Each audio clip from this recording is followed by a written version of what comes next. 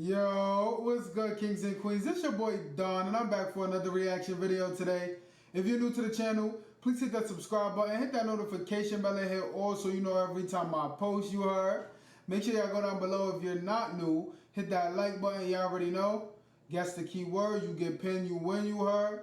Thank y'all for popping out. Thank y'all for showing love. I really do appreciate it. As y'all can tell by the title and the thumbnail you heard, we're going to be reacting to the weirdest rules in the world that will blow your mind, you heard. I don't know what none of these rules are. We're about to find out together, you heard. Thank y'all for popping out. Thank y'all for showing love. I really appreciate it. Real talk. Tell your uncle, brother, mother, sister, everybody pop out, you heard. Thank y'all, you heard. It's all free to subscribe, so do that for your boy. Other than that, let's get into the video. Let's see what's going on. If y'all think things, let me know if some weird rules y'all think exist.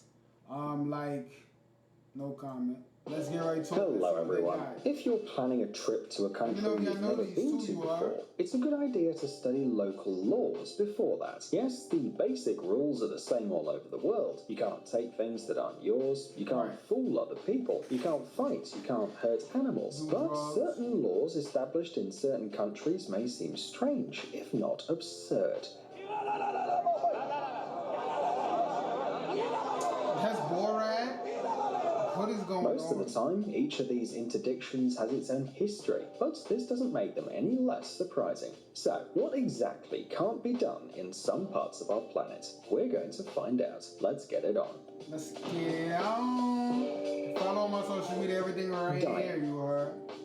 The Norwegian city of Longyearbyen is located in the polar archipelago of Svalbard in the Arctic Ocean. Svalbard is an area with a special status, so there are many particularities here. But what is happening in Longyearbyen is much more interesting. It's the northernmost settlement in the world, with more than 1,000 permanent residents. It's cold here too. You can observe the polar day and the polar night, and you'll barely meet people over 66. And it's forbidden to die. If you're old or suddenly fall seriously ill and there's a danger that you won't be able to cope with the disease, you'll probably be sent to Oslo as soon as possible. Yes, so that you can live out your last days there. It sounds creepy and somehow unpleasant. At the very least, if death suddenly strikes a man in Longyearbyen, the body will be removed from the city. The small town cemetery stopped receiving newcomers in 1950 when it discovered that the bodies weren't decomposing, and this is a much more serious problem than it seems at first glance. In 1918, the Spanish flu epidemic ravaged the city and claimed many lives. The dead were buried, but more than 30 years later,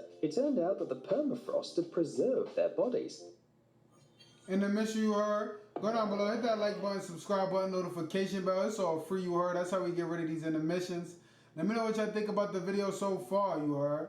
Let me know if I should react to something similar or maybe even something different. Y'all already know I got y'all, you alright?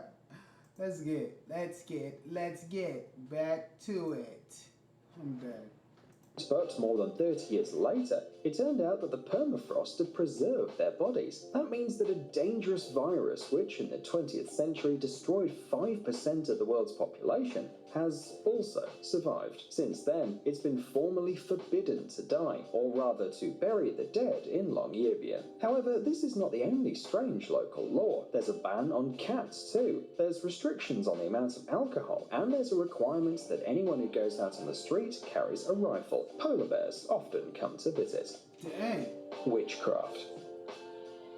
The times of the Inquisition are long gone, but Canada still prohibits witchcraft. Okay, not exactly doing witchcraft, but pretending to do witchcraft. We don't know what sounds stranger though. Witchcraft is dealt with in Article 365 of the Criminal Code of Canada. It says that you're guilty of a crime if you do any of the following things: pretend to cast spells, pretend to tell fortunes, and, wait for it, pretend to find a lost object or person with the help of occult forces. And it's no coincidence that we repeat the word pretend. Apparently, if you're a real witch or sorcerer and you don't just pretend, there's no punishment. However, if you fake it, you can expect a small prison sentence. Wait, then how is Halloween celebrated in this country? Perhaps part of this law exists to protect people from charlatans and various psychics, but the fact remains. It seems that there was a proposal to lift the ban in 2018, but it didn't go any further. Going to the bathroom after 10 p.m. Where? Yes, and you can't take a shower either. This is the kind of ban that applies to old apartment buildings in Switzerland. In addition, this law is really observed, and you can be declared to the police for its violation. But what is the reason for this restriction? Well, it's all because of the noise. When the water is flushed from the toilets, there's a terrible roar, which is able to wake up the neighbours who've already gone to bed. It's exactly the same story with the bath. Of course, you can take a quick shower, but you won't be able to splash about in the bathtub, because when you run the bath, there's a lot of noise, and it exceeds the time set for silence, from 10 p.m. till 7 a.m. Most often, however, these bans are local. In Switzerland, most houses are rented. That's why there are several homeowners associations that set their own rules for tenants, so they may have this strange bathroom ban. By the way, in recent years, Swiss manufacturers of discharge valves are developing exceptionally quiet models. These toilets can be used at any time of day, even if you have very grumpy neighbours. Chewing gum.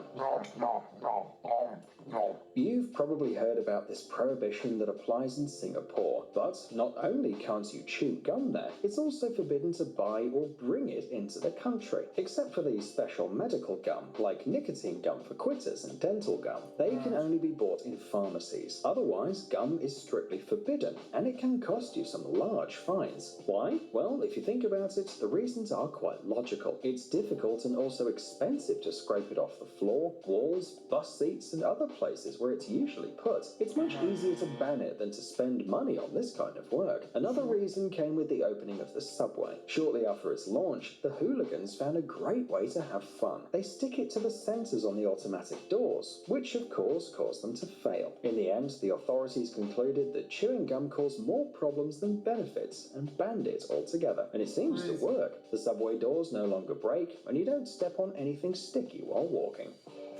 Taking photographs. I'm not ready for that. The alpine villages are practically made for photographs and for putting them on social networks afterwards, but it's not legal everywhere. Thus, the Swiss municipality of Bergen introduced a ban on photography in 2017. Each troublemaker will be fined $5. How do you plead? Not guilty. Defense noted. However, the ban doesn't apply to citizens who photograph from their precincts, nor to wedding photos, nor to photos taken from the car of a passing train. But what is the point of such a law? Well, the answer is simple. It's an advertisement. It really is. According to the authors of the prohibition, scientists have shown that photographs with beautiful views make people unhappy. This statement applies to those who can't go to this place and experience positive emotions in reality. And Bergen is really a wonderful place in every way, similar to the decorations of fairy tales. Therefore, it's better to visit it in person rather than see photos of other people. Yes, it's very strange logic indeed. There are even signs of a ban on photography throughout the village. Did it help tourists and those who couldn't come to Bergen? Who knows? Traveling back in time.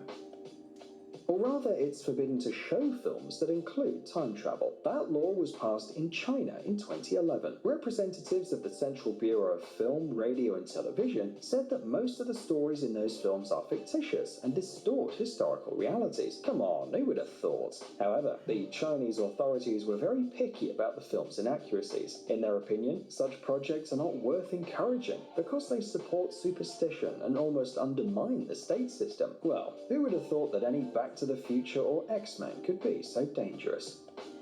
Interrupt a wedding.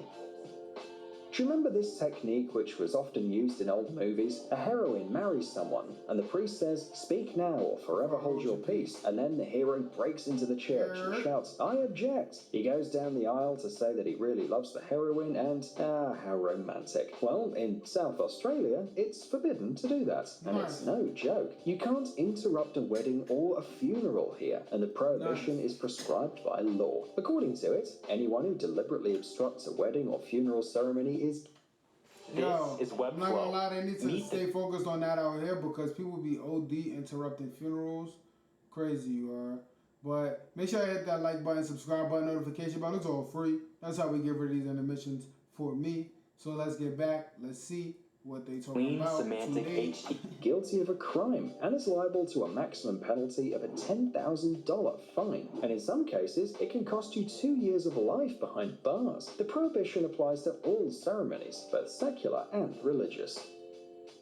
stopping on a motorway without gasoline. German highways are a place where there are special rules, and they're quite unexpected. All motorways have special recreation areas. There's also an emergency lane where you can stop in case of failure. So far, everything sounds quite logical. That's right. But if you run out of petrol on the motorway and suddenly stop, you will be fined. This is because traffic on these roads is very fast, and stopping can cause a serious accident. And the fact that you don't have any petrol won't be a mitigating factor. After all, you are the driver and should be responsible for such things. Playing with snowballs. Elf. We guess in every country where it snows, kids are free to play with snowballs. Sometimes adults do too, all over the world, except in the American city of Severance in Colorado, because here, almost a century ago, this fun game was banned. It sounds like a lie, but that law really existed. It appeared in a regulation that forbade throwing stones and other things at people and their properties, such as cars. Harmless snowballs also fall under this definition. The first references to Severance date back to 1920. The ban on snowballing was almost as old as the city itself, and for many years no one even tried to change it. Fortunately, the younger generation may think differently. In October 2018, a boy named Dane Best was in an excursion in a city hall along with his classmates. The mayor began telling the school children about the strange laws. He also mentioned the snowball ban. However, the authorities never insisted on enforcing the ban. In addition, the mayor of Severance didn't even know how to punish the offenders. Overall, the law seemed completely meaningless, and Dane Best decided to fix the situation. A 9-year-old boy collected 24 signatures from his classmates to support him and prepared a 5-minute presentation. And what were you doing when you were 9? In his presentation, he explained in detail why the city authority should lift the ban. The boy called the law obsolete and stressed that children living in Severance, like children around the world, should have the opportunity to play with snowballs. And Dane succeeded. A meaningless law that lasted a century was abolished, and the mayor even gave the student a special snowballing device. Psst, dude, are you looking for new technologies and great gadgets? Are your thoughts focused on the future? Do you love huge vehicles and can't imagine your life without robots around you? Then visit TechZone and you'll find all this and more. The link is in the description. No, I'm not gonna lie. That was a lot, but yo, if y'all enjoyed this video, let me know down in the comments what was your favorite part you heard. Tell me which weird one y'all think was the most weirdest. I think they were pretty, like, the weirdest to me was probably the snowball one. But, like, I feel like they do have reasons for everything. Like, it's not everywhere. It's just that small city. They probably had a bad experience. Who knows, you heard? But other than that, you heard. Let me know down in the comments what y'all think. Moral of the story is, man, nothing is weird. Well, yeah, it depends on what you think. Just be you. And if it's weird, you're just weird, right? Just shot a video before this. About to go shoot another one right now. I'm going to see y'all there, you are. Peace. Love. Done.